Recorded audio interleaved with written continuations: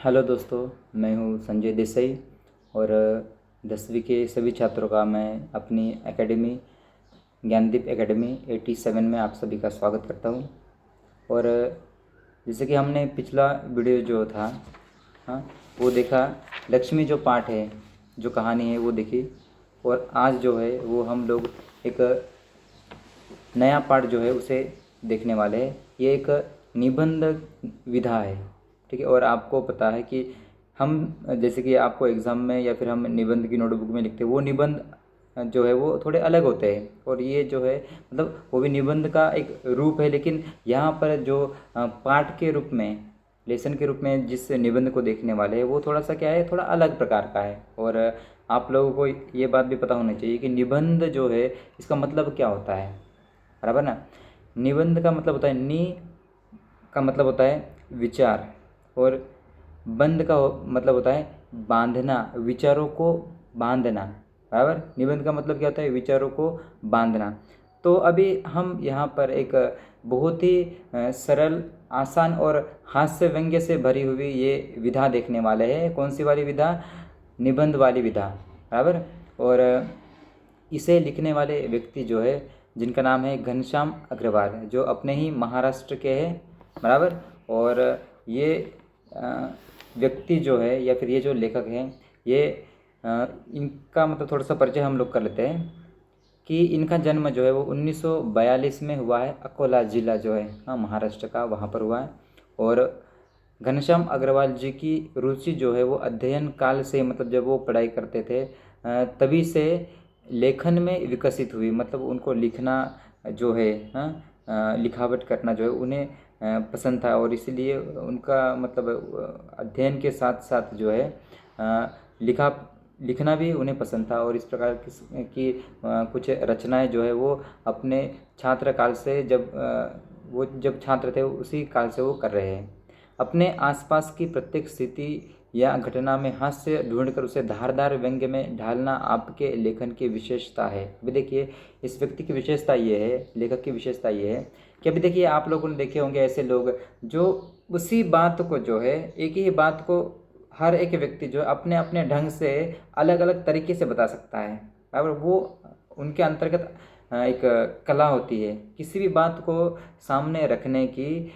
हर एक व्यक्ति के पास एक कला होती है। जैसे कि अध्यापक जो है, हाँ, अध्यापक जब पढ़ाते हैं उस वक्त उनके पास भी वो एक स्किल होता है, बराबर। उनके पास भी एक वो गुण होता है कि उसे किस प्रकार से वो अभिव्यक्त करता है। हाँ, कुछ मतलब अध्यापक जो होते हैं वो बिल्कुल ऐसे एक बार खड़े हो जाते हैं, और पढ़ाना एक बार शुरू कर दिया तो फिर बाकी बच्चे जो है वो सो जाते हैं या फिर उनको नींद आ जाती है, ऐसे भी होते हैं। अब कुछ ऐसे अध्यापक होते हैं, उसी रचना को, उसी बात को पढ़ाते वक्त वो मतलब हंसाते हैं हमें, बराबर। उसी प्रकार का ये जो व्यक्ति है वो किसी भी आम बात को जो है, उस बात को उस बात में हास्य ढूंढ कर उसे धारदार बनाने की कोशिश जो है वो करते हैं, या फिर इस प्रकार की बात जो है वो करने में ये माहिर व्यक्ति है।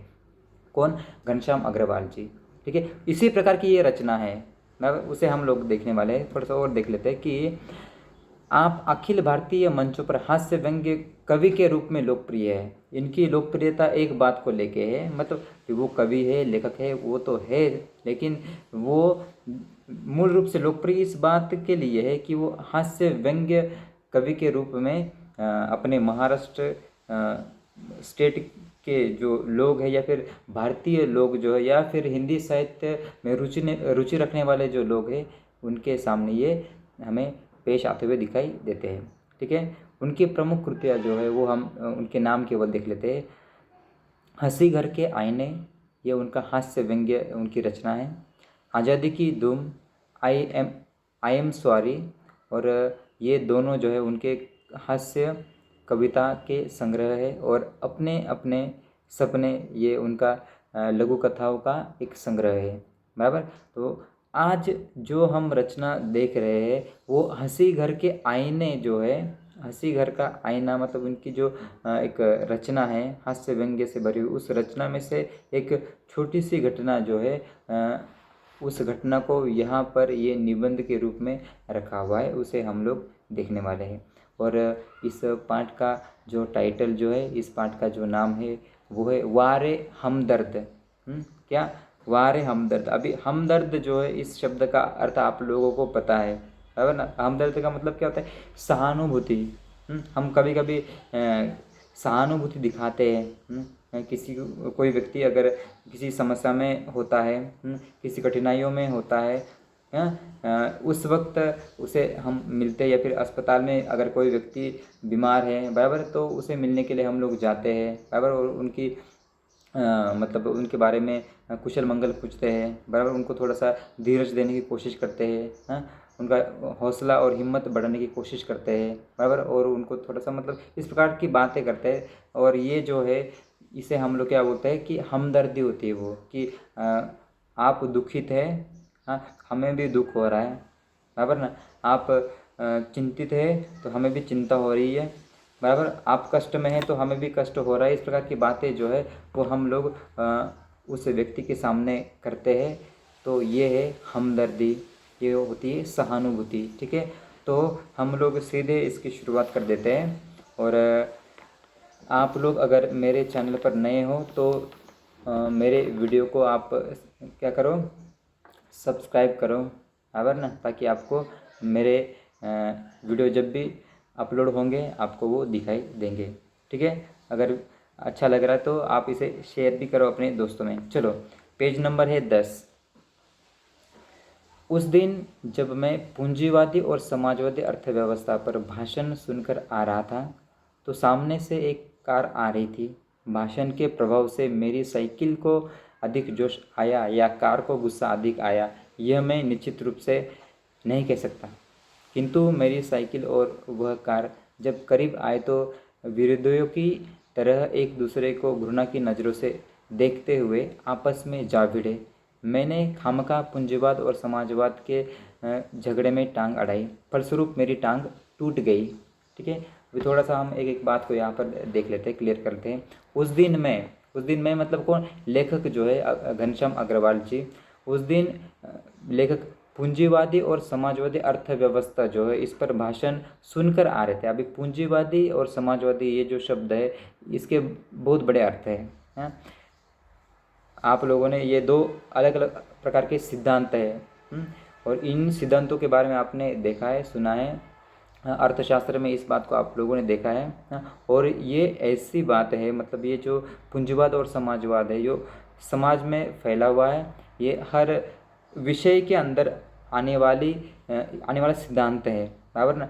अभी पूंजीवाद मतलब कि ऐसी आर्थिक परिस्थिति होती है जहाँ पर मतलब जिसमें धनिक वर्ग जो है, वो धनिक वर्ग जो साधन होते हैं, मतलब कौन कौन से साधन, उत्पादन के साधन, जो उसके ऊपर उनका अधिकार ज़्यादा होता है, बराबर, और उनका ज़्यादा बोलबाला होता है। जो श्रमिक वर्ग होता है हाँ, उनका शोषण यहाँ पर होता है।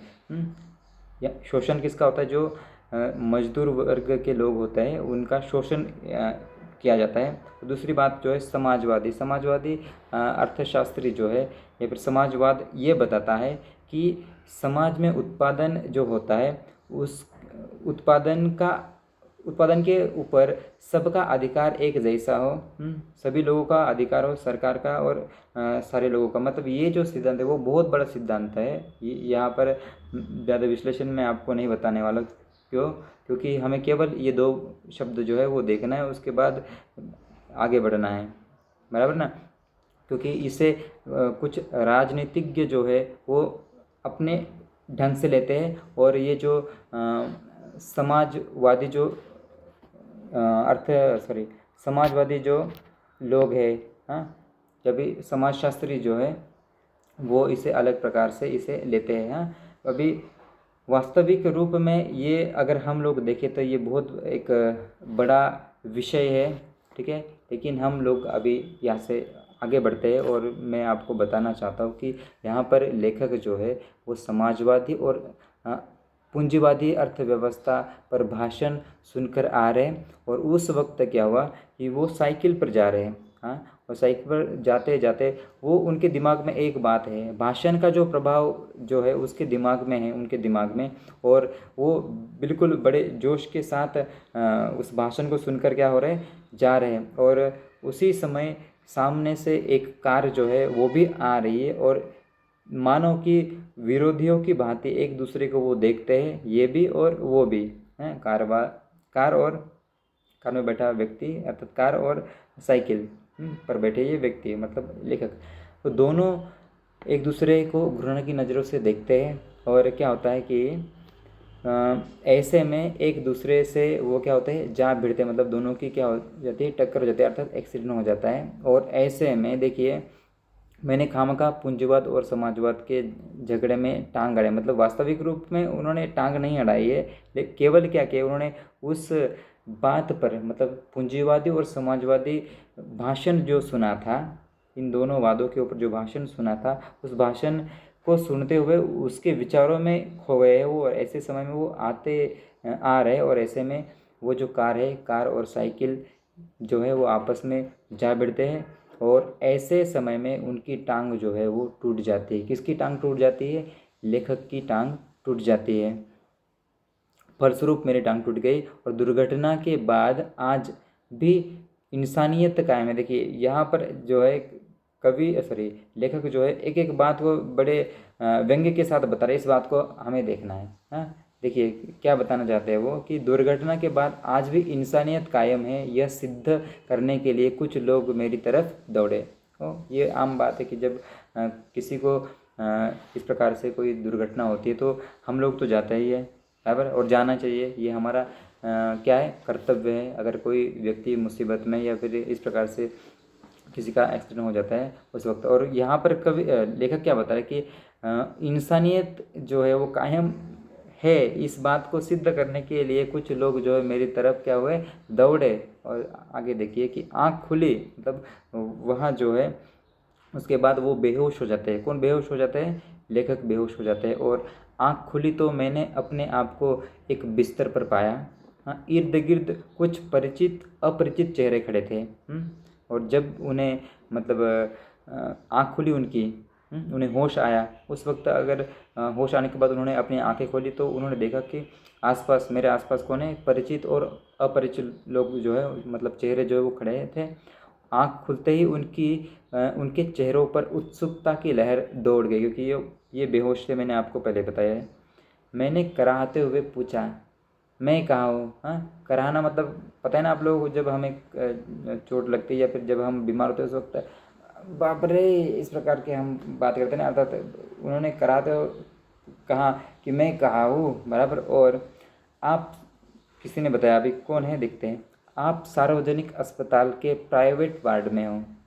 हाँ, आपका एक्सीडेंट हो गया था, सिर्फ पैर का फ्रैक्चर हुआ है, अब घबराने की कोई बात नहीं। एक चेहरा इतनी तेज़ी से जवाब देता है, लगता है मेरे होश आने तक वह इसीलिए रुका रहा, बराबर ना, अर्थात वो क्या, उनका परिचित नहीं होगा इसलिए। हाँ, और उस चेहरे ने इतने जल्दी से और इस प्रकार से जवाब दिया कि वो इसी बात का इंतज़ार करता रहा कि लेखक को, मतलब इस व्यक्ति को होश कब आए और कब मैं बताऊँ, और बताने के बाद कब मैं चला जाऊँ, इस प्रकार की बात जो है वो लेखक कर रहे हैं।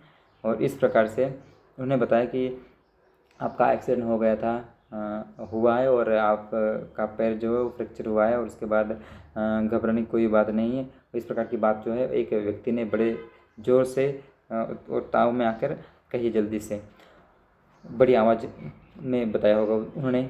और अब मैं अपनी टांगों की ओर देखता हूँ, और तब तक इन्हें कुछ पता नहीं था कि मुझे हुआ क्या है। और उस व्यक्ति ने जब इनको बताया कि आपकी टांग जो है वो टूट गई है वगैरह वगैरह, तो अब मैं अपनी टांगों की ओर देखता हूँ, मेरी एक टांग अपनी जगह पर सही सलामत थी, और दूसरी टांग रेत की थैली के सहारे एक स्टैंड पर लटकी रही थी। और उनका जो एक पैर जो फ्रैक्चर हुआ है वो किस प्रकार से, रेत की थैली है, और रेत की थैली देखिए कहाँ गया वो, रेत की थैली के सहारे, मतलब एक स्टैंड है, और स्टैंड पर क्या हो रही है, वो लटक रही है। आपको पता है ना, इस प्रकार का दृश्य आप लोगों ने देखा होगा कि, या फिर नहीं देखा हो तो आप अनुमान कर लो किस प्रकार से उस टांग को ऐसे बांध के लटका देते हैं। मेरे दिमाग में एक नए मुहावरे का जन्म हुआ। देखिए अभी लेखक है, आप लोगों को पता ही है, बड़े खतरनाक लोग होते हैं लेखक और कवि। हाँ, आपको ये कहावत तो पता होगी कि जहाँ न पहुँचे कवि वहाँ, जहाँ न पहुँचे रवि वहाँ पहुँचे कवि, जो न देखे रवि वो देखे कवि। इस प्रकार की बात है। तुरंत उनके दिमाग में एक मुहावरा तैयार हो गया। कौन सा, वो देख लेते। टांग का टूटना यानी सार्वजनिक अस्पताल में कुछ दिन रहना। ठीक है, मुहावरा समझ में आ गया होगा आपको। और वो भी अस्पताल कौन सा है?